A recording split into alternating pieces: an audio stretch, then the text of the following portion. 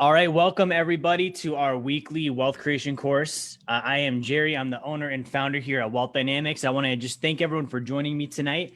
If you're just tuning in for the first time, I want to introduce you and welcome you. If you are tuning in, maybe you've been on this course before and you've been with us in previous weeks. I want to thank you for tuning in once again.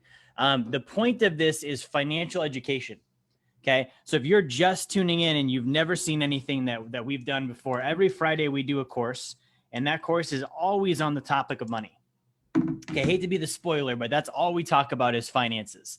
And the reason being is there is no reason why we shouldn't, as a collective community, be doing better with money, right? If we look at the stats, if we study where America is at right now, the majority of us are paycheck to paycheck, 80% of us, right?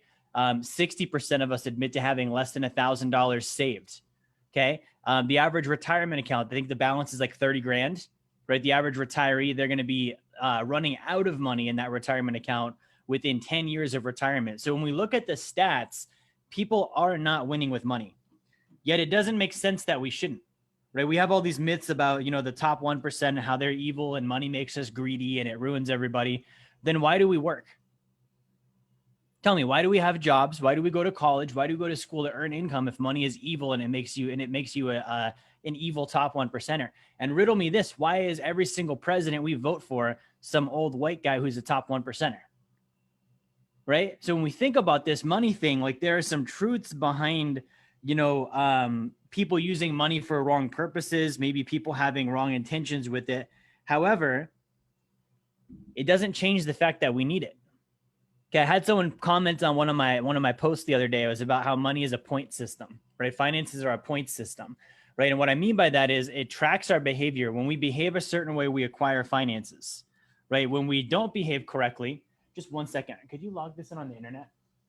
When we don't behave correctly, we show up on our financial statements as well. It shows up as debt, right? It shows up as not having money saved. It shows up as struggling. When we behave correctly, it shows up as savings. It shows up as surplus income. It shows up as all sorts of positive things in our life, right? And so this comment was, not everyone has the same point system. Not everyone has the same priority on money. And that's true until the car breaks or mom gets sick, right? Or we lose the job or COVID-19 happens, right? And then all of a sudden money becomes important again and it becomes an emergency. And so what I want to talk about today is how do we make it not an emergency? Now we're going to talk about how to enhance financial behavior. Financial behavior means how we behave with money.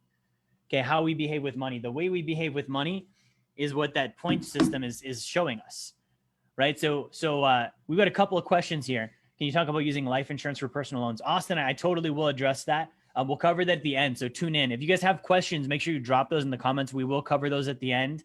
So I'm not ignoring you. If you've got a question, I don't answer it. We will go over those at the very end here. So feel free to drop all your questions in the comments. But I want to talk about behavior and how to enhance it, right? So we've talked in the last couple of weeks about what is correct financial behavior? Correct financial behavior means that every day I learn about money, right? If I'm going to work for it, if I'm going to earn it, if I'm going to spend it, if I'm going to have a mortgage, if I'm going to pay rent, if I'm going to have a car payment, all things that happen with dollars, I better understand money. Right? If I don't, it's kind of like being strapped into like a roller coaster and having no idea what's happening.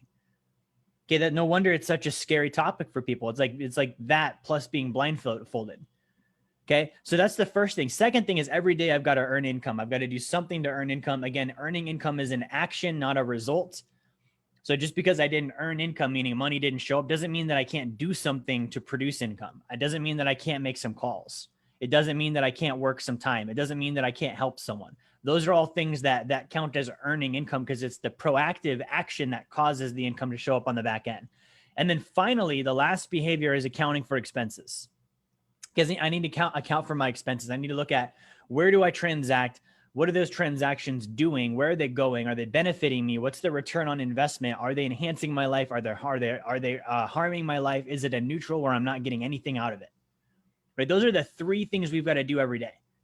7 days a week, doesn't matter. There's no days off on those. The reason being is money doesn't stop. Okay, you guys have heard the phrase money doesn't sleep. No, duh, neither does this water bottle. It's an inanimate object, right? But money, it is true that money doesn't stop. So we say, all right, it's the weekend. It's time for me to take some time off. our currency, our dollars don't take time off. If I've got a bill due on a Saturday, that bill is due on a Saturday. Doesn't matter that it's my day off. So these three behaviors, we have to build them in consistently so that they become part of our lives. And when they become part of our lives, they don't have to be these things that we have to use discipline for. They can become habits that are automated because we've done them so often that they're second nature. That's the entire point of this. Now, what I want to address tonight is, what do we do once we've achieved that? Right? Because I relate money to working out. Finances is a lot like physical fitness. If I'm going to work out, I've got to study nutrition and I've got to study my body. I need to understand my muscles. And so every day I would need to spend time learning. Otherwise, I'm going to go to the gym and not know what to do. I'm going to go to the kitchen and not know what to eat. Right? So I relate it to that. That's the study part. Right? And then the eating, the diet is like our income. Right? I'm bringing things into my life financially. I'm doing that with a workout, with a nutrition plan. I'm doing the same thing. Right? And so I have to look at, what am I bringing in? I have to monitor that. I need to make sure that I'm putting my time towards the right activities, my energy towards the right activities, just like I would with the diet, monitoring my calories. And then finally, my exertion, the burn off. That's like working out. We've talked about this before, right? So me, working out, burning calories, right, is a lot like me budgeting, right? I'm looking at, what am I putting out? What am I spending? What am I burning? What am I getting rid of? And so if I were to work out, if I were to try and get in physical condition, I would need to spend time learning about it. I would need to actually eat correctly, and I need to go to the gym, and I need to do that every single day until it became a habit, so that I didn't have to make myself do it with discipline.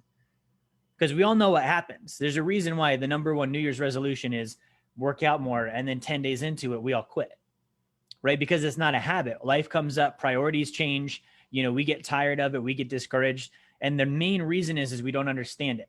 Right. So that goes back to study and then the other factors. But what I want to talk about today is, what do we do when we get there? And this comes from a very special spot with me, because I started as a mainstream financial advisor. We've all heard of mainstream media, right? Well, I'm calling this mainstream financial advisors. This is your Edward Jones guy. This is your New York Life guy. This is your Waddell and Reed guy. These suits, right? These suits that we see working for these Wall Street firms.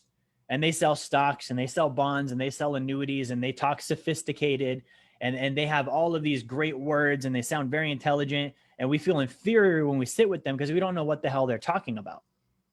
Right. And so we sit down with these people and they start selling us products and services. I've talked about how this is like the buffet. Right. So if I go to a buffet, let's say I go to Golden Corral, they're not interested in my workout plan. They're not interested in my diet. They're not interested in my weight loss goals. They're interested in me ringing up a ticket, eating as little food as they can for the most amount of money they can, and then leaving and coming back next time. That's it, right? Mainstream financial services work the same way. They're not interested in enhancing my wealth creation. They're interested in selling me life insurance and an annuity and some mutual funds so they can earn fees and commissions and keep me there for a long time, right? And then they want me to refer my friends, my family, my kids, because that's the way they grow their businesses. Nothing wrong with it, but I'm saying it's not congruent with what we're trying to do. Right. So what is it we're trying to do? We're trying to achieve financial freedom. I talk about this all the time. Financial freedom is passive income greater than savings, expenses, and taxes. Right. Passive income greater than savings, expenses, and taxes. I'm going to say that one more time because I really want to drill it in. Passive income greater than savings, expenses, and taxes. That is the entire goal and purpose of this. Okay. So how do we get there? Right. So back to the behaviors. We're not going to get there if we don't learn about money every day. Nano says, I feel sick just hearing the words Golden Corral. True that, Nano. Nano actually did an appointment one time with a guy at Golden Corral. That was when I saw how dedicated he was to our business, because he went to Golden Corral and I don't know if he ate anything, but I know he went, and I know Nano can't stand Golden Corral. So that was a moment of commitment in Nano's career with us. But again, the financial freedom thing, passive income greater than savings, expenses, and taxes. I can't get there if I'm not learning about money. I can't get there if I'm not earning an income. I can't get there if I'm not tracking my expenses.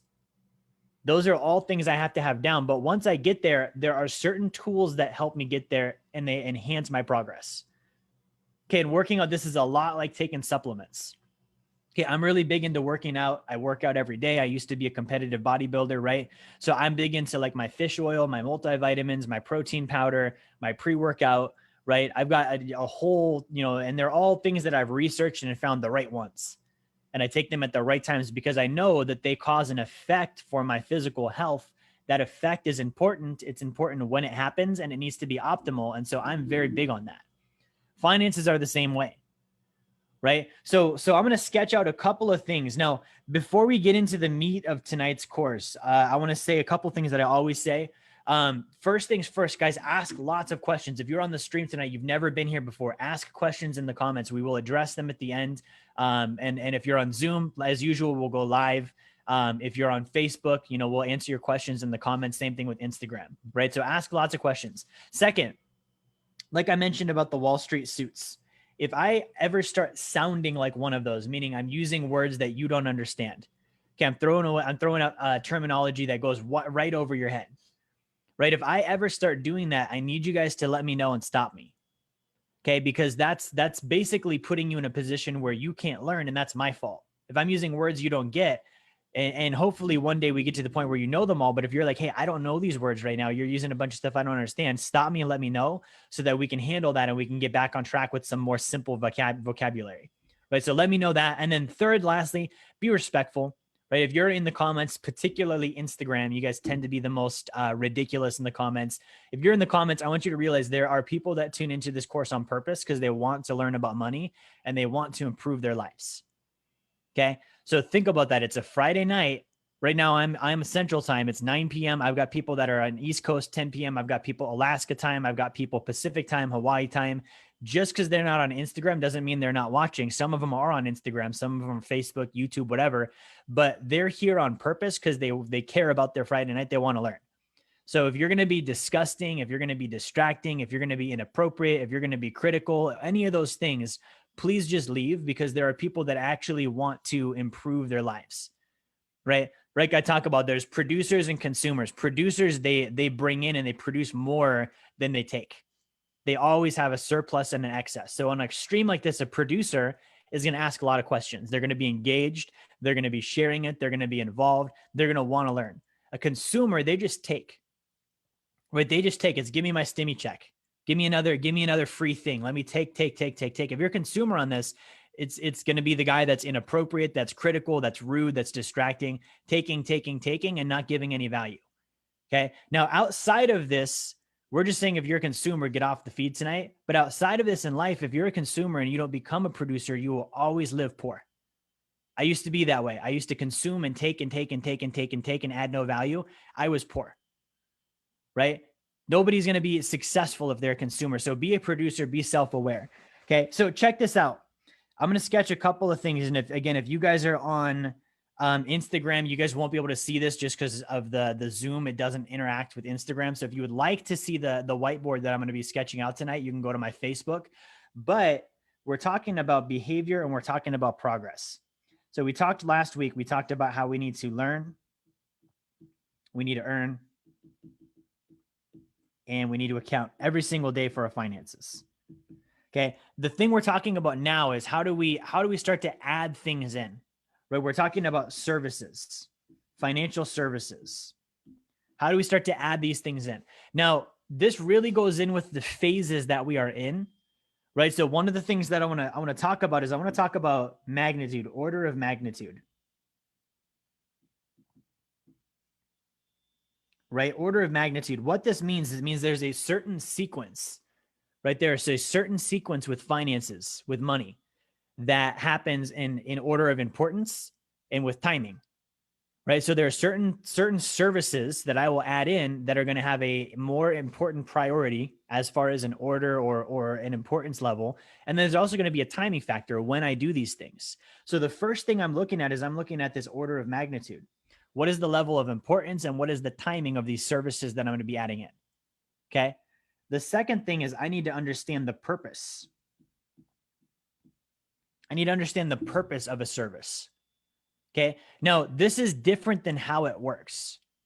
Those of you that have ever done business with a financial advisor, that have ever signed up for an annuity or a mutual fund or stocks or bonds or a retirement account, tell me if I'm wrong, but most of us make the decision on whether or not to do the thing based on if we understand how it works. We want to understand, like, how does it work? What are the gears doing? How do they turn? And if we feel like we understand how it works, then we're like, yeah, that makes sense. I'll do it. Okay. What I'm here to tell you is that's all wrong. That's 100% wrong. we're not looking at how does it work. We're looking at what does it do? How does it work and what does it do are very different things. Okay. So if I'm looking at this as how does it work? Lexi says my mic is backwards. Is it really? I don't think it is. Like this? Like this? Lexi's fixing my mic. We're traveling and road tripping right now, so this goes in the front. Okay. It was there. Never mind. I was right. So again, the purpose of things, not what does it do, it's how does it work? What is it producing? So I need to look at the purpose of it, right? And then I also need to look at the who. Okay, who created it and why? This is going to be linked in with the purpose. Okay. Now, one thing that I want to hit, and I'm going to relate a lot of this to like nutrition and supplementation tonight, because it's one of the best ways that I know how to get this across. So when I go and buy groceries or I go and buy supplements, when I buy it from a big name brand, like a Johnson & Johnson or a Lever, or what are some other ones that we know are like conglomerates? There's like Johnson & Johnson, Lever, Unilever, Dove, right? So when I'm buying stuff from brands like this, I already know that there's some crap in it. Okay, my client Justin is watching. He understands this in the supplement industry. Some of these large conglomerates, they fill their products with cheap garbage because it's easy to produce. You don't know what it says or does, right? And they can sell it and reproduce it at a very low cost, right? And so I have to look at things like, am I buying, like if it was food, am I buying organic food, right? I wouldn't eat food that's not organic because I know what's in it.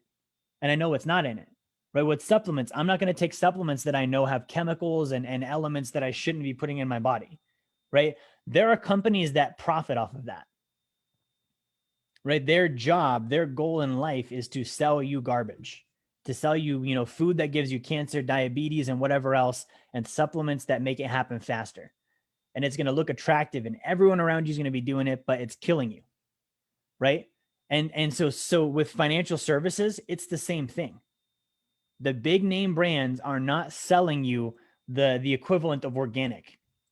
They're selling you garbage. They're selling you freaking candy coated, chemical filled financial products, things that are going to get you hooked and stuck and confused so that it increases the necessity of needing them, right? So I need to look at, this is kind of along with the purpose, I need to look at the purity level. Okay. These are all things I'm looking at. Now, let's say that I've got the behavior down. I'm learning every day. I'm earning income every day. I'm accounting for my finances every day. What am I doing first? Okay. Well, part of this looks at where am I at? Okay. So if I'm earning income and I'm accounting and I'm learning about money, I probably have a good income source. I'm probably saving every month, right? Now, the thing that we have to kind of look at here is, let me wipe my screen here. There's going to be the service itself. This is going to write on the top, and then there's going to be the underlying behavior that it's enhancing, right? So I have to look at, all right, am I doing the behavior first? So let's say I've got all these things down. One of the first things I'm going to be doing is I'm going to be doing a savings plan, right? Because if I'm earning and I'm learning about money and I'm budgeting every day, logic stands to reason. I should have a surplus, right? I should have surplus income every month. Now, the average person, what they do is they earn the income, they spend the money. What is left over is what they end up putting aside to save, right? Which is good. That's how we start. But what I'm saying is that's the behavior. The service here needs to be something that makes me pay myself first.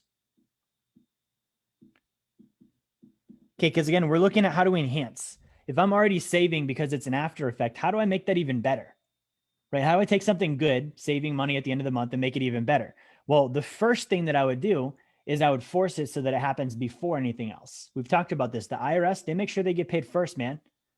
The mortgage company, rent, they get paid first. All these banks, they get paid first. My car payment, they get paid first. So why am I saving last?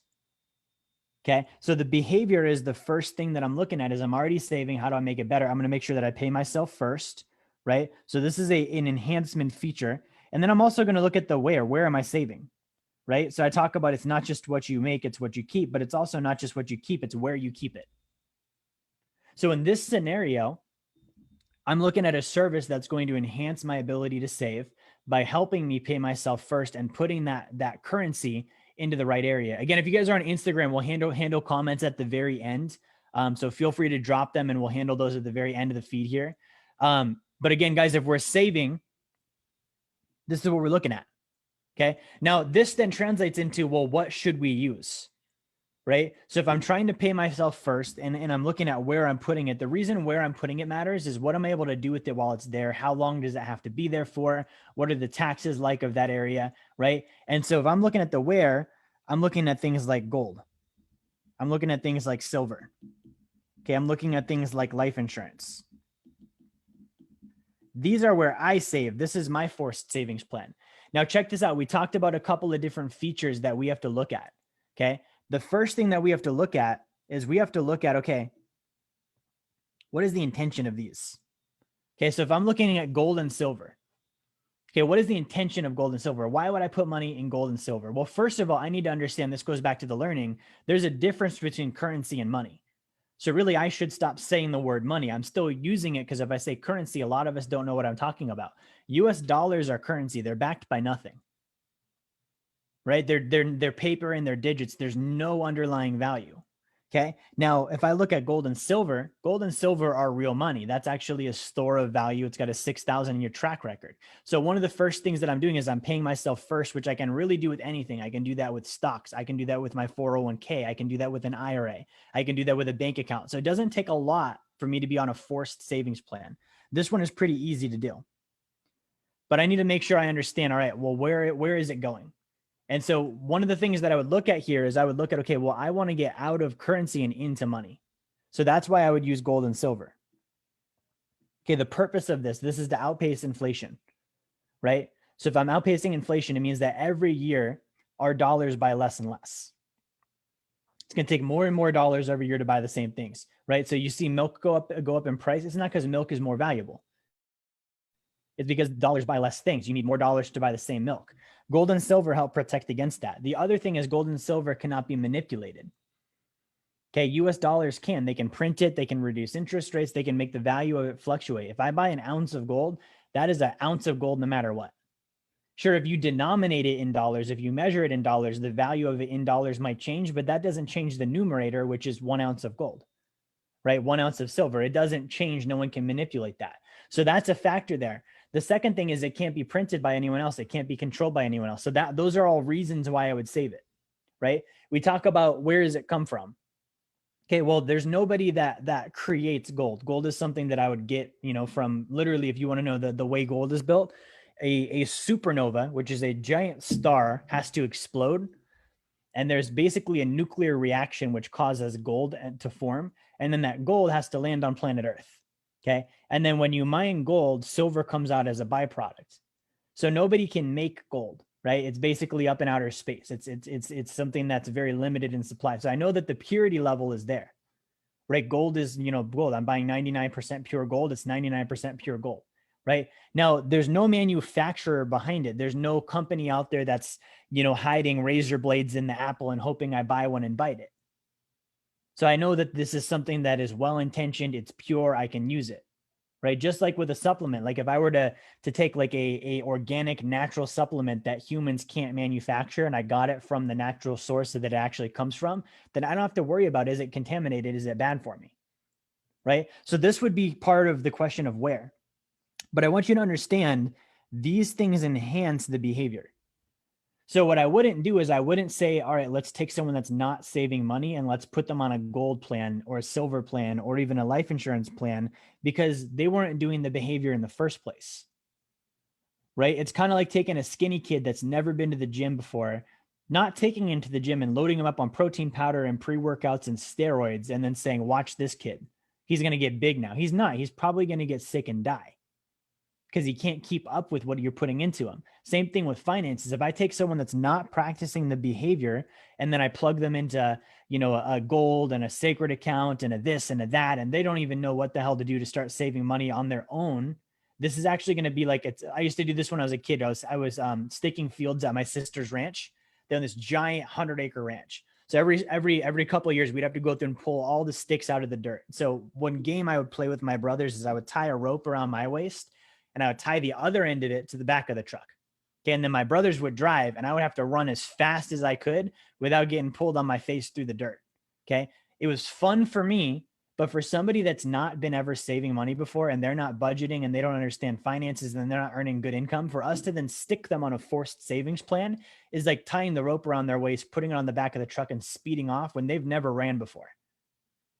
Just a bad idea, right? So we have to really understand this. Now, this is where I would start. I would say, okay, let's get you on a forced savings plan first.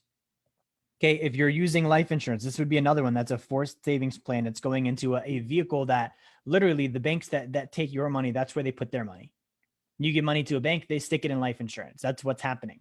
So we can see that that's obviously a good way to go, and we can see the reason and the logic behind it, right? And so the other thing we then look at is, okay, well, if we're doing the forced savings plan already, let's say we have a sacred account, we have gold, we have silver, what should we be doing next? Okay. Well, one of the first things is we should be paying off debt. And there are ways to go about this. Let's say we have debt, we have consumer debt. And the reason I bring this up is because it's the dirty little secret nobody talks about. Number one, it's either embarrassing, or number two, it's something that we heard from Robert Kiyosaki or Grant Cardone that it's a good idea and that it's cool to have debt. So we shouldn't even worry about it. Right. Not true. Right. You go talk to either of those two guys, they'll tell you they don't have any consumer debt. They have investment debt. They don't have a car payment. They don't have a bunch of credit cards. They didn't buy the $50,000 course on their MasterCard. They're just telling you to, right? But let's say the debt here is a thing we have. We have this consumer debt. We've got credit cards. We've got car loans. Maybe we have student loans, right? So how would we get out of debt faster? How would we supplement and enhance this? Okay, let's say I have 10 grand on a credit card. What do I do? Is there a service or a financial product that gets me out of debt faster? Okay, the answer is yes, but if I'm not already doing it, then the answer is no. So again, we have to look at, the underlying behavior. Am I already paying off my debt? Am I already flowing money at this, trying to get rid of it? If the answer is no, there's not any service that can help me, right? And there might be superficially. And what I mean by that is I could do consolidation loan. I could do freedom debt relief. I could file bankruptcy. I could do several things to just on paper get out of debt faster. So there are services that will speed up that aspect of it. But guess what? I'm going to end up right back in debt because the behavior didn't change. Debt is one of those things that happens from lack of money. Because I lack money, I end up having to borrow it from someone else. The reason I lack money is because I wasn't doing the big three. I wasn't studying it every day. I wasn't earning it every day, and I wasn't accounting for my expenses. And then one day something came up and I said, oh crap, I don't have any money because I don't understand it. I don't earn it. And I don't know what happens to it when I get it. So I'm gonna have to borrow someone else's money. And then I end up in debt, right? There's a verse in the Bible. It says the borrower is the slave to the lender. Now that verse does not say never borrow money. But it does say the borrower is slave to the lender. The borrower has to pay the lender. That's how life works. You borrow money, you will pay the lender back. You will be on some sort of fixed payment schedule with a fixed or variable interest rate, and you will pay that sucker until the lender is owed nothing more. Okay. So let's say that I do one of these freedom debt reliefs, or I file for bankruptcy, or I do a consolidation loan, or I do a bridge loan, or any number of these cheap, really quick ways to get out of debt. Did I get more money? No. So I'm out of debt and I'm still broke. What was the reason I got in debt in the first place? Well, I was broke. So I had to borrow money because I was broke, right? So part of this is I need to actually pay off all of the debt. The debt, when I look at debt, literally, I am mortgaging against my future income. So if I didn't have money in the past, I am borrowing based on my ability to produce money in the future, meaning there is a lien against my future income in the form of a monthly payment, and I will continue to make those payments in the future until the past is taken care of.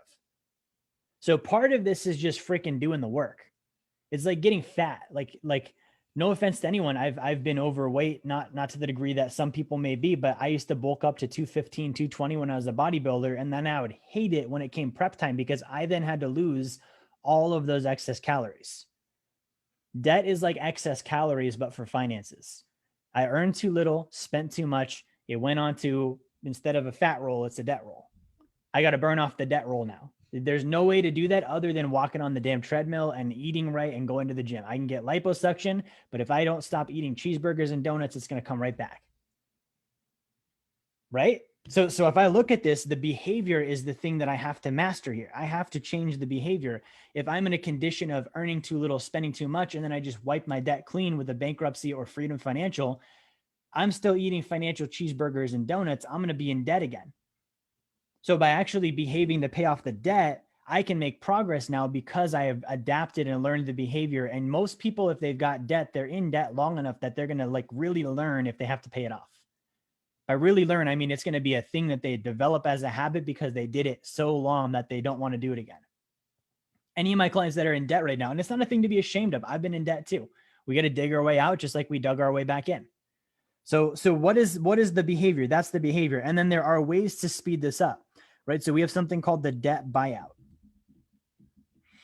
The debt buyout is where we use life insurance and credit lines to accelerate the payment of debt. What I want to point out here, these services that I'm talking about, each of them build on each other.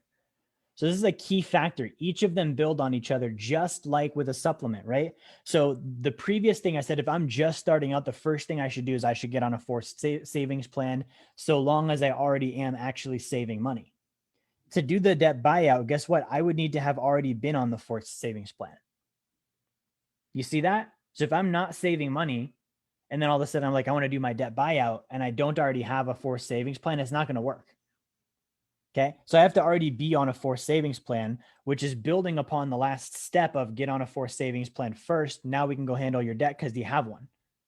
Okay. So we look at, again, the forced savings plan with debt. We have to look at the purpose of debt. I talked about like the Unilevers and the Johnson & Johnsons and the Monsantos of like the food world, the nutrition world, right? The very worst in the financial world are credit cards.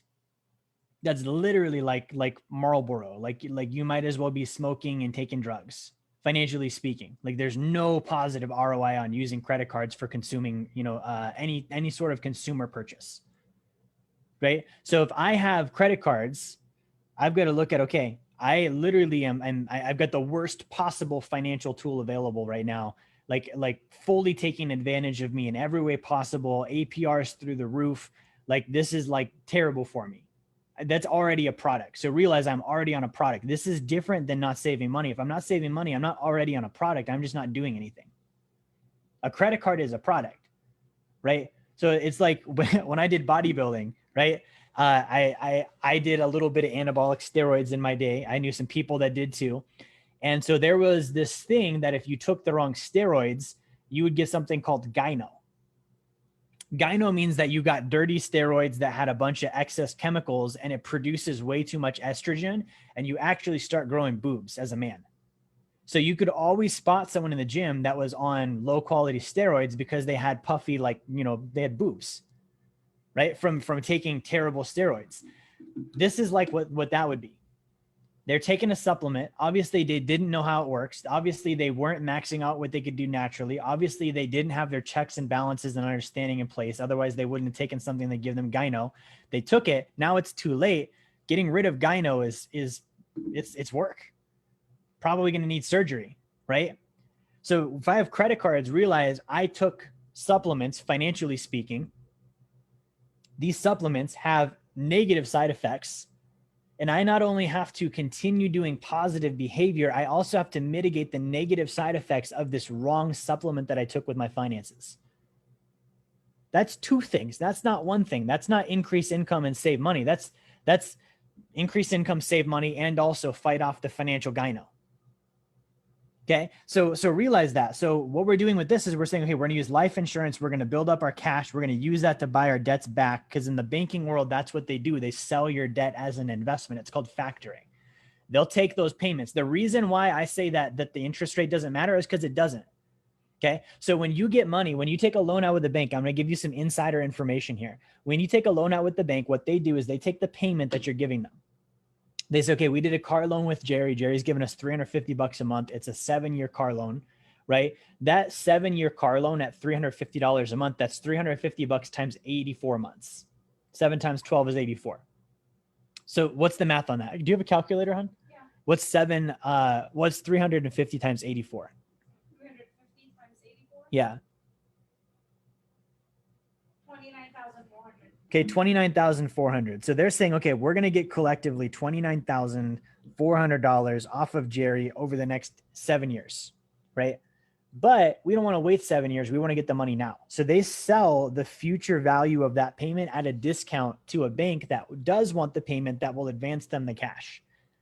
They'll sell this for, let's say, 75% of value, meaning that this $350 a month that I'm paying the bank, they're now going to give this to this other bank every single month. I'm now paying, this is what happens when your mortgage gets sold, by the way. I'm now paying this bank over here, and this bank over here is going to get my 350, but they're going to advance bank number one. What's 75% of 29,400? 29,400. Yeah. Okay, Nano's got it, $22,050. Yep, $22,050. So bank A is going to get $22,050 today, advanced, right? And then they're going to give up that $350 a month to bank B, which I'm going to keep paying because I borrowed it. Literally, this is called factoring. Okay, so factoring is what happens in the banking world, in the financial world. They do this with mortgages, they do this with credit cards, and this payment, they can kick it down the line and resell it over and over and over. The bank that just bought it, they can then say, hey, let's sell this payment and get money for it. The bank that buys it from them, they can say, hey, let's sell this payment and get money for it, right? And it can go down and down the line. So what I'm pointing out here is banks literally do this. As a consumer, I'm in debt. I'm looking at it as I need to pay off my debt. As a banker, I'm not looking at it as debt. I'm looking at it as an asset on my balance sheet. I'm going to sell the payment, factor it, get an advance on the cash today, and then I'm going to let the borrower keep fronting that payment to the guy that I just sold it to. So when I'm paying off debt, I need to think like a banker. Okay. So the banker is saying, what is the value of the debt? How do I pay it off and buy it now from this other bank? And you need to be doing the same thing. So the life insurance allows you to build up your cash value and buy your debt back. Okay. Simultaneously, as we're doing that, we're going to use 0% credit lines to refinance your debt down to a lower interest rate so you can pay principal only on the payments you do make and get out that much faster so that you're not paying principal and interest. You're just paying principal. Okay. These are services that enhance the payment of debt. But guess what? The person that's not already making payments on debt can't do this. The reason why? You're not going to get credit lines if you're not making your payments. You're not going to get credit lines if you're not making your payments. Secondarily, you can't pay off your debt if you're not putting money aside as a surplus anyways. Saving money and paying off debt are the same thing. The only difference is once you get it, the money goes towards the debt instead of the savings account. But it's the same behavior of earning a surplus and keeping the surplus and then doing something smart with the surplus. Right? So this behavior thing matters. Once you have that down, then we can come in with the supplementation. Okay. Now, what about investing? How does this apply to investing? Because these are the big ones people deal with. We deal with saving money. We deal with paying off debt. We deal with investing, right? So with investing. Okay. So the first thing we've got to understand is what is investing? Okay. If you ask Warren Buffett will simply tell you investing is putting out money and expecting money back at an acceptable return greater than you put out. That's simple. I have money. I'm going to give it to somebody. They're going to give it back over time at a greater rate than I gave it to them. That's a good investment. Very, very simple definition. Okay. But there's some other factors. Investing at its etymology literally means to clothe my capital. It's literally like putting clothing around my money, right? So when I think about clothing, I'm wearing clothing right now, fortunately for you guys, right? So clothing, I only wear clothes that I like. I only wear clothes that I understand. I only wear clothes that fit me. And then I only use clothes that fit what I'm going to be using them for, right? So I'm going to call this utility. So I have to like the clothing. I have to understand the clothing. It's got to fit my body. And then it's got to fit the thing that I'm going to use it for. Investing is the same way. So I should only invest in things that I like. I should only invest in things that I understand. I should only invest in things that fit me as an individual. And I should only invest in things that fit the purpose for which I will use it for. Okay. So let's go back to this behavior thing relating to investing. Again, behavior is the most important. Now, the way to invest is I need to earn more than I spend, right? And I need to do that enough times until I accumulate enough capital, enough money to put into an investment. So again, I won't be able to do that if I have debt. By the way, paying off debt is an investment because I'm earning cash flow back. I'm saving myself an interest, which is like earning interest. It requires capital just like an investment would. But again, if I'm not following the prior steps that I talked about, investing doesn't matter, right? If I'm loaded in down in debt, investing is not going to help me. Okay. If I'm not on a forced savings plan, investing is not going to help me. Depending on the kind of investing I'm doing, if I don't have good credit worthiness, I can't invest, right? So the behavior has to be here. I've got to earn more than I spend. I've got to create a surplus. I've got to put the surplus somewhere smart, let it be there until I'm ready to invest it because it has to accrue and accumulate until there's enough to invest, right? Now, this is one area where I'm just going to call them the financial Monsantos because it's Wall Street and banks, right? So we get into investing and what do you hear? You hear pay yourself first, start early, dollar cost average, get your 401k match, diversify. These are all false. These are things that Wall Street came up with that sound like education, but really it's a pitch. Wall Street wants more of your money. They want your money sooner and they want to keep it longer. So what do they come up with? They want more of your money. So they say, pay yourself first. They want it sooner. They say, pay yourself first. They talk about you need to put money away for retirement. So you give more of it to them. You stick it in the account. You can't touch it till you're 60. Guess what? Now they have it for a really long time. What do they do the entire time it's there? They earn fees. They leech off of it. They suck it dry. That's all Wall Street does, guys. You look at every single dishonest, negative thing in the financial world, Wall Street's tied to it. Okay, I was joking with a client today. Who remembers 3 years ago when Wells Fargo opened literally millions of fake financial checking accounts and products in other people's names without their permission? I was a customer. It didn't happen to me, fortunately, but I was a customer at the time. I remember that. Okay. They didn't have anything bad happen to them. I think that they had a little bit of regulation and they might have paid some fines, which as a business model, they write into their books as cost of goods sold. They already know they're going to pay fines when they do it. So they put it in as a cost of goods. Okay. If you're a business owner, you know what that means. If you don't, what that means is if I'm going to buy the water bottle to sell it to you, if I'm selling it to you for 60, it probably only costed me 15. That $15 is cost of goods. So I need to make sure when I buy the water bottle to sell it, I already know what it's going to cost me to acquire it so I can sell it for more than that. So when Wall Street commits fraud, they know what they're going to pay in fines and penalties before it happens. So they just need to make more than that. So that's what they do, right? So they come up with all of these stories and these tidbits for you so that you give them more of your money sooner and longer. That's all they want in life. Okay. So how do I fight against that? Because those are products. Like when I talk to clients that have a SEP IRA or a simple or a 401k and they've done the Wall Street thing, what they've effectively done is they've jumped into like high level supplementation before they were actually lifting weights sufficiently, financially speaking, right? So if I've got a simple IRA or a 401k and I'm rolling it over and taking care of it, that's actually because I jumped under the supplement too soon. I got involved in something too quickly before it should happen, right? So it's actually a corrective action to say, hey, I invested with Wall Street. I now need to get that money away from Wall Street, which is a task all in and of itself, similar to the credit cards, right? So I'm not just doing the good behavior. I'm also mitigating against a mistake, which was giving Wall Street my money. Okay. So the other thing is I would only invest in things I like. Okay. Well, tell me this. If I don't read and learn and understand money, how can I say I like something? I can't. I can't be like, I like that food when I've never had that food. I can't be like, I like this culture when I don't know anything about the culture. I might find out when I get there, I don't like it, right? So a lot of us, we don't invest in what we like. We invest in just what's there. This goes back to what I said is understanding how it works versus what is its purpose. How it works. I can explain a 401k to you right now, how it works, and it will sound like a good idea. Okay, let me go ahead and do that, right? So 401k works like this. You put money into it from your paycheck. You get a tax deduction on the contribution. Your employer will match you and give you free money. Okay. And then that money will grow over time. And, over, 20, 30 years, it might average 6 or 8 or 10%. And when you're 60, you're going to have a nest egg built up for you that you can access, tax deferred, and you can access it as you want to. That's how it works. That doesn't sound bad, right?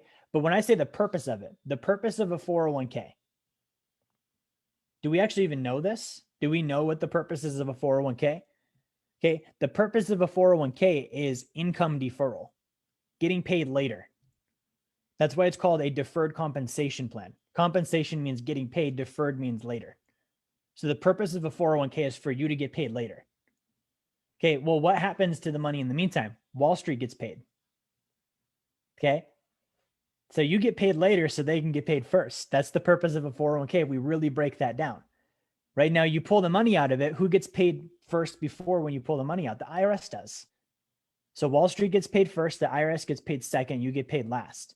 Don't forget, when you pull the money out, not only are you paying taxes, but you haven't gained anything until you've pulled out more than you put into it. So if I contributed $200,000 and I have a nest egg of $600,000, I don't actually have $600,000 until I successfully pull $600,000 out. Think about that. That's not good, right? So I can't say that I like that until I really understand it, but I can't understand it if I'm not learning about money every day, which goes back to the very first point of behavior. Am I studying every day? Am I learning about finances? Am I actually getting this stuff so that I can grow my money? Not give it to Wall Street and in banks for the rest of my life. If that worked, the stats wouldn't be what they are. If the system in place worked, we would not have 80% of Americans paycheck to paycheck. If the system in place worked, we would not have 60% of Americans with less than $1,000 saved. If the system we have worked, the average retirement plan balance would not be 30 grand, with the average retiree running out of money 10 years after they retire. The system doesn't work. The reason it doesn't work is because it was never intended to. It was intended to make Wall Street, banks, the IRS, and the Federal Reserve Bank, which is technically a bank, but we'll throw them in their own loop, money. The three bad guys in this equation are banks, Wall Street, and the IRS. They get money, they get the money, we don't get the money. So I have to invest in things I like. I have to invest in things I understand. I have to invest in things that fit me. What does that mean? What fits me?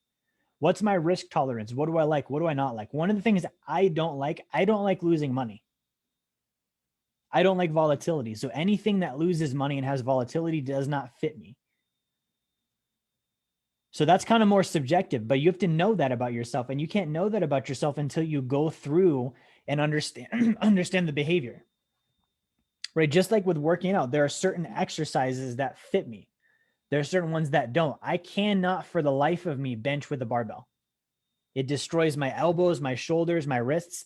You give me dumbbells, I can do it all day long, and I can do it, with heavy weight. So that fits me. Right? Same thing with squats. I used to be able to do 5 or 6 45s on each side, right? Jack my back up. Now it doesn't fit me to do it that way anymore. So I have to understand that. And then what am I going to use it for? This is one we have to answer with investing, because people don't think about the purpose of investing. Again, I said Warren Buffett's description of is putting money out in order to get money back at a greater rate than we put it out at. So I give you money and then I want more money back than I gave you over a certain amount of time at an acceptable rate. That's the purpose of investing, right? So the utility of this has to fit the purpose. So my purpose, I want to have passive income. So I can't invest, and I'm not going to invest in something that doesn't produce that, right? Because the equation we said is passive income greater than savings, expenses, and taxes. So by nature, if something does not produce passive income, it can't help me get there. It doesn't fit what I'm going to use it for. It's not a good idea, right? So that's one thing I've got to look at too. And all of this would add up to the investment. The actual product itself is the investment. Okay, I want to differentiate these. The product itself is the investment. Do I put it into a real estate deal? Do I put it in gold and silver? Do I put it in a life settlement, in foreign currency, right? That's the product. That's the investment. The behavior is the investing, right? This is the doing. Investing is a lot like saving, except for I just put it in a different thing than I would have put it in if I saved, which goes back to, if I'm not saving, I shouldn't even be looking at investing, because investing requires saving. I know they say savers are losers. That's not true either, right? So we've really got to understand this stuff. at a very high level. And I want to just wrap up in a couple minutes here, but I want to just remind you, like, the behavior, right? The behavior has to be in. So I have to learn every day, even when I'm doing the high level stuff. I'm accredited, right? I have passive income showing up every month. All this stuff that I talk about are things that I have going on. I still learn about money every day. Okay. I know guys that are even further than I am, and they still learn about money every day. The behavior never goes away. And so if I don't practice it now, it's not going to be there down the road, and there won't even be a down the road because I won't get there. Right? Earning income, that's something I still got to do. Even when I have passive income, I'm still going to earn income. The reason why is not because I need it. The reason why is income is a scorecard. It's a point system.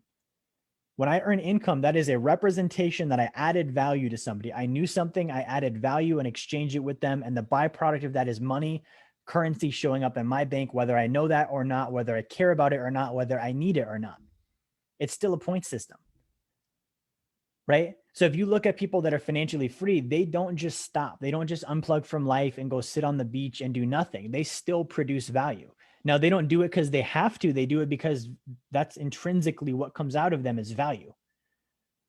Right? I know probably 4 or 5 guys on this stream right now that are killing it in business. And I guarantee you, when I get to the point where they're financially free with them, they will still be in that business. And it won't be like oh God, I had the business. It's going to be a passion. It's something that they do for fun because they don't need to. It's just a thing they like.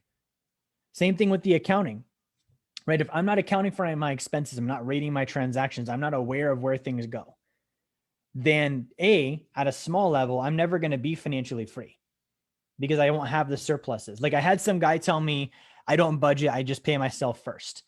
That's fine. And that's a way to do it. But I guarantee that guy would make more progress if he also budgeted. Both of them are good. Pay yourself first. Great. Pull 40% off the top, spend whatever you want off the bottom. That's fine. You'll make progress. But if you do that and also budget, you might be able to save 60%. And when it's the race to financial freedom, 60% is better than 40. 40 is not bad. But what I'm saying is if you do both of them, like it's kind of like saying, I just diet, I don't work out. Okay. Well, good for you. You'll make progress. Or I just work out, but I don't diet. Good for you. You'll make progress. I diet and work out. Okay, great. You're going to be shredded and make progress. And it's going to be easy because you're doing both parts of the equation. Right now, with investing in financial freedom, if you do budgeting today, you're building the habit of understanding your transactions, understanding how to look at a financial statement, and understanding where the money went. If you don't know how to do that, and now all of a sudden you're swinging with, let's say, a $10 million baseball bat that's producing $400,000 a month in income for you, how are you going to know if you're being stolen from if you don't know how to budget? If it's all gravy, but now you've got 10 or 15 people working for you and you can't tell that they're embezzling. I have a friend, he runs a multi-$100 million family office. He said he had employees of his steal $170 million from him. $170 million. Now, this guy that got stolen from is not an idiot. Like, it's not like he was just some dumb buffoon who wasn't paying attention and doesn't know about money. And so his employee, no, he understands money. He just wasn't paying attention. So I'm saying this is a guy who does budget. He just wasn't using that skill set. Because he wasn't using that skill set, he didn't look at the financial statement every single week and see there's these mystery transactions. What are they for? Are they a 1 or are they a 2, a 3, a 4, or a 5? Let me go find out. And that would have led him immediately to, these aren't my transactions, I'm being stolen from. He would have stopped it on the first 10 grand, not after 170 grand had been stolen. So these little tiny behaviors, it's easy to overlook them. But I'm telling you is when you scale your wealth out, the importance of these behaviors becomes so big, so much bigger than they are today. But we have to start now because the services and the products we have, they're going to accelerate things, but they're going to accelerate things in a bad way if you don't know how to keep up with the behavior. Like I said, it's like tying a rope around you and tying the other end of the truck. That truck goes freaking fast. You better be able to run. So guys, I'm going to wrap up on this note. What I want to do is I want to open up for questions here. So if you guys are on Instagram, go ahead and drop your questions in the comments. Same thing with Facebook. If you're on Zoom, we'll go live here and answer questions in a minute. Let me go ahead and check and see what we have on Instagram questions first. I'm going to start offering like free candy to Instagram to ask good questions. So, Instagram thinks young boy's hat is better. That's a real comment that I have in my Instagram feed tonight. All right, let's see here. Christian, good to see you. Junior, good to see you.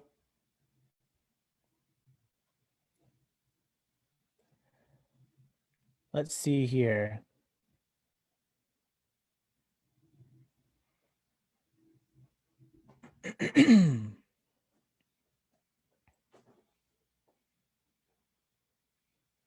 All right, so somebody says, how should I save gold without the risk of someone stealing?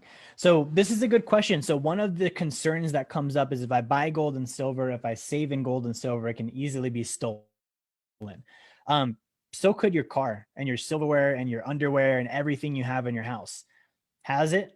Right? So the first thing that you would do is if you're buying gold and silver, you need to understand I'm going to buy physical. So I will have to store it. Now, if you have small amounts, I would use something called a diversion safe. A diversion safe is actually a safe that looks like a household item.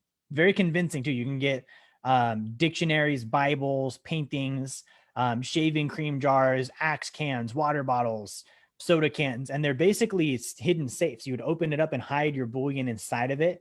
So if a burglar comes in, I think the average burglar stays in a house between 4 to 7 minutes.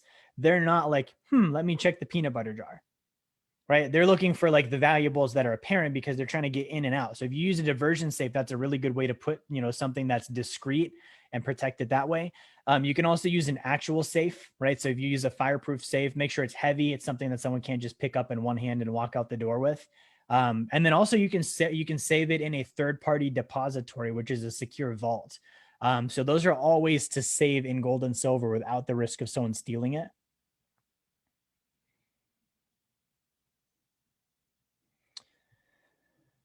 All right, let me see if we have any other questions on Instagram.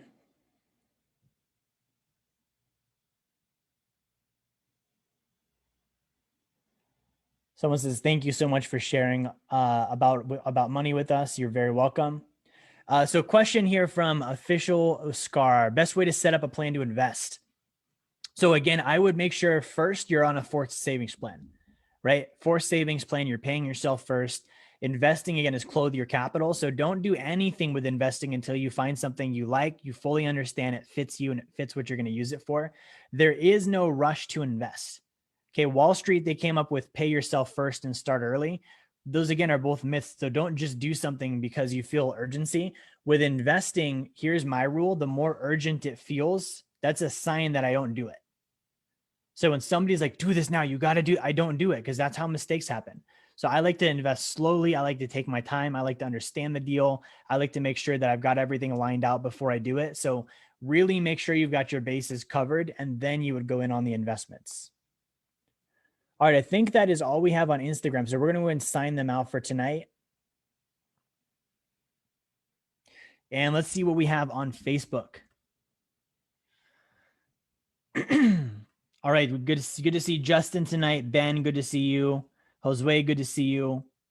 Kay, good to see you. Ryan, what's going on? Justin says, did you say supplements?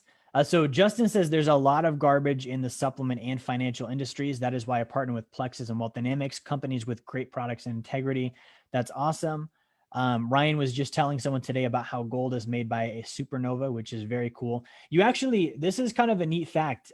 They tried to reproduce gold. So it like scientifically can be done. People can create a supernova here on Earth, but they have to do it with a nuclear explosion. And it's so risky and expensive that it's not worth doing. Like they would spend so much money to produce the gold that the gold is worth less than what it costs to do. So that's kind of a funny fact is mankind has tried to reproduce gold through creating like a mock supernova, and they can't do it in a way that actually makes financial sense. Justin said, read the verse right after the borrower is slave to the lender. Very interesting. Exactly what public education is doing. So I'll have to check that out. With verses, whether it's the Bible or a book, I always like to tell people when they get like these little tidbits, like, money is evil or whatever it is, read right before that and read right after that. Because usually the answer is somewhere right before and right after. And that's what Justin is pointing out there. Let's see. Okay, Daniel posted it, I think. Good planning and hard work lead to prosperity. Very, very true. Get out of debt. The borrower slave to the lender. Proverbs 22:7. Invest for the future. The wise man saves for the future, but the foolish man spends whatever he gets. So I'm allowed to call you a fool if you spend whatever you get. The Bible says so. Don't come after me if you feel butthurt over that. It's a fact. Let's see here. Ryan says sounds like weak sauce on the weights. Okay, what do you think of using credit cards for regular daily purchases, just like you would a debit card? As long as you have auto payments set up, it should be fine, right? Plus travel points are nice. Yeah, that's totally fine. So if you're using them for transactions and you're paying them off every month, right? So if I spend, me and Lexi have credit cards, we spend and then immediately that week we pay it off. So we don't even wait to the billing cycle. It's like we spent, it's like a transfer, right? I transferred money to the credit card, only I have to pay that transfer back. So we transfer right away. So if you do that, you can get points, you can get airline miles. That's all great. Now, there's a story that I want to share with you on that note. Back to, again, different phases. A credit card is a financial product. So there's, again, an order of magnitude on when would I use it, right? And a timing. So I would say that if somebody is not using, if they're not past phase 2 on our blueprint, don't use credit cards for consuming. Right? So if somebody's not budgeting, don't use a credit card. If they're not earning more than they spend, don't use a credit card. We've all heard of Dave Ramsey. There's a guy named Gary Keller. Gary Keller is the CEO of Keller Williams Realty. This is a real story, by the way. It blew my mind when I heard it. So Dave, as you know, is anti-debt. No debt. Don't buy a house with debt. Don't finance a car with debt. Don't use anything with debt. Now, we're against debt too for different reasons. We're saying debt is slavery. They're earning interest on you. And if you understand the banking system, you understand what I mean. Dave doesn't say that. He just emotionally says, don't use debt. And the reason is Heath went through bankruptcy and had this big emotional experience. And so he doesn't like debt. Okay. Now, for a business, totally use debt. For investing, totally use debt, right? Because those are income producing debts. Consumerism is different. So Dave Ramsey does this speech for Keller Williams. He sits down for lunch with Gary Keller, the CEO. Gary Keller uses debt. Dave doesn't. They're at lunch.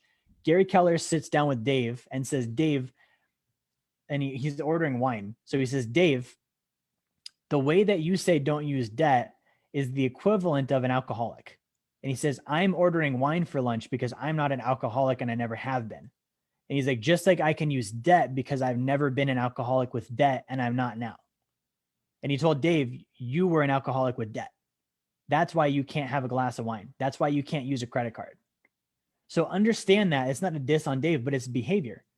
If I know that I'm not behaving correctly with money and I should not get a credit card, don't try and get free airlines points. Don't try and use the credit card for points, because at the end of the month, I better have that thing paid off. And if I don't have a track record of doing that, I just shouldn't use one. Right? So kind of the alcoholic thing. If I know that I've got that history, I shouldn't even have a glass of wine because I'm putting myself in a position to fail. Marcus has a question. He says, not sure I'm understanding all of this. I guess I'm just stupid, but I am truly trying. Hey, I've been stupid before too, Marcus. So welcome to the club. At least you're here, which means you're not stupid. There's people that will never learn. And I would rather be stupid for an hour learning than be stupid forever and not spend that hour learning. Evo, good to see you. Rosemary says, do I increase my income first, save, or invest? Good question. So there's two different schools of thought on this, right? I've got to increase the income, right? That's true. And then I also have to save, and I've got to invest and pay off debt. But there's something called income necessity. Income necessity. Income necessity means I have a reason to earn income. I need the income, right? This happens in the car industry. If anyone's ever sold cars before, I never have. I just know enough people that have. They create income necessity with their salespeople by getting their salespeople to finance expensive vehicles so that they have to go sell more cars to keep up with their own car payment. Okay. So if you put yourself on a forced savings plan, it kind of does that, right? If I have a $200 commitment on buying gold every month, or a $500 commitment on a sacred account every month, that does create income necessity. Now, I shouldn't do that if I've never been saving before, right? Like I've never saved money. I shouldn't jump right into that steep of a gradient, but basically that puts me in a position where, I do have income necessity. It will push my income up as a byproduct. Now, income is something that comes down to knowledge value exchange. If I know something and I'm valuable and I exchange that with others, I will earn more income. And that's not analogous or tied to having a forced savings plan. So again, the savings plan is the supplement. The behavior is I'm always learning, I'm always adding value, I'm always exchanging with others, and that will produce the income. Okay. Justin says slave to the lender verses 22:7. 22:6 says train up a child in the way he should go. When he is old, he will not depart from it. Very true. Like we're talking about tonight, behavior and habits. I think that's all we have on Facebook. Let me jump into our Zoom questions.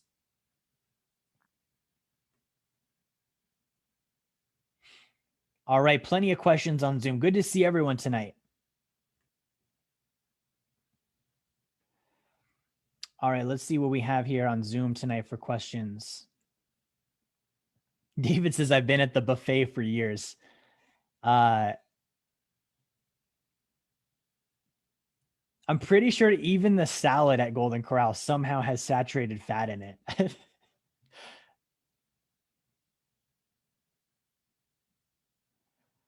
Okay, we have a question here from David. I don't think it's an in-depth question, so we won't go live on this one. But he's saying the only ones happy with their retirement plans is the government employees, right? That's pretty well true, right? A lot of the government pensions are funded by taxpayer money. So if it's free money, of course, you're going to be happy with it. Like if you look at some of the pensions and retirement plans that senators and congressmen and congresswomen get, they're going to be happy with it because they didn't have to do anything to get it.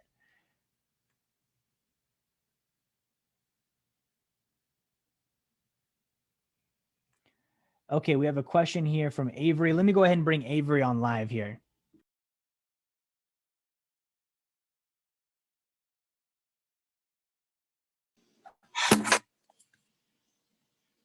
All right, you guys should be able to hear me okay on the new microphone. Let me go ahead and add Avery on live so we can answer his question.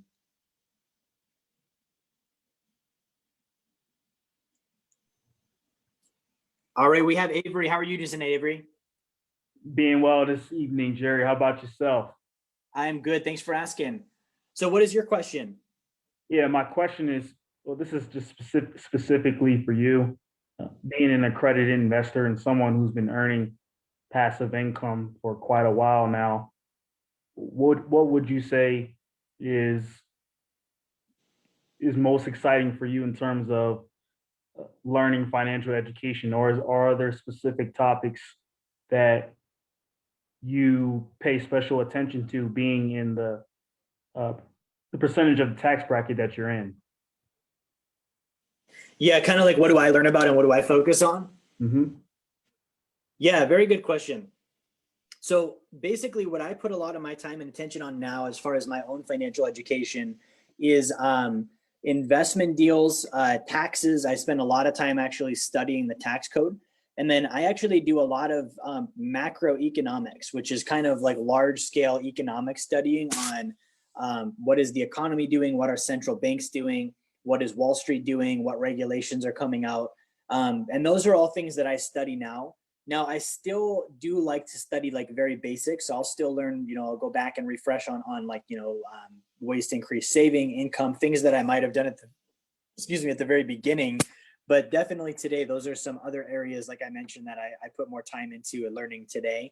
Now, as I was coming up, I spent a lot of time learning about how all this stuff works, right? So a lot of the stuff that I'm sharing with you guys in these videos on Wealth Dynamics University, in my books, those are all areas that I research, that I could just wrap my mind around what is the financial industry and how does it work and what's the right way and what's the wrong way and what is the right time and the wrong time and when and why and how and all of those things. So to kind of answer your question in a roundabout way, it's kind of a mix of everything, but those areas that I mentioned are where I put a lot of my time now. All right. Jeswan, good to see you. Okay. Jeswan says, what I got from tonight is money is not the root of all evil. Ignorance is. I love that. By increasing our understanding of the truth about money, we can take responsibility and control of our financial future. Totally true. There's a quote from Gandhi. Gandhi says, poverty is the worst form of, sorry about that, Mike. Poverty is the worst form of violence. So if you think about that and you think about what Juan just said about, money is not the root of all evil, ignorance is. When we're ignorant about money, it allows us to be taken advantage of. It allows us to be put in vulnerable spots. It allows us to be used, like I said, by these mainstream financial companies that really don't have our best interest in mind. Okay, if they did, like I said, the stats would be different. So very good observation there. Okay, we have a question here from Clemente. Clemente says, what are efficient ways you use to build habits? So Clemente, what I would do is I would get involved in our Big 3 daily challenge. Okay, we have our Big 3 challenge, which is every single day for 90 days in a row. We're challenging our clients to spend time, learning about money by doing at least one Wealth Dynamics University segment, and then doing something to earn income that day, and then tracking your expenses for that day. And if you do all 3 of those things every single day for 90 days in a row, statistically, chances are it's going to become a habit. After that 90 days, it'll just be on autopilot for you and you'll have those behaviors. So that's how I would go about doing that and building those behaviors up. All right, let me see if we have anything else on Zoom here. I think that is it. Great, guys. So we're going to tune out here if that's all we have. Thank you all for joining me. We're in San Antonio, Texas right now. Texas is pretty dope. If you have not had a chance to visit, I would suggest doing so. So we're going to go and tune out. We'll see you guys next Friday. If you have any questions, reach out to myself, reach out to my team, reach out to Nano Aquino. And then again, if you have not grabbed a copy of my book, Blueprint of Financial Freedom, you can grab one. It is jerryfetta.com/B2F, the number B, the letter 2, the letter B, the number 2, the letter F, jerryfetta.com/B2F. That's going to give you all of the information you need to actually follow your own blueprint and do a lot of the things we talked about tonight in the correct sequence. So it's kind of like your own little roadmap. So on that note, I'm going to wrap up. Thank you guys so much. I appreciate you all. Have a great weekend. I'll talk to you next time.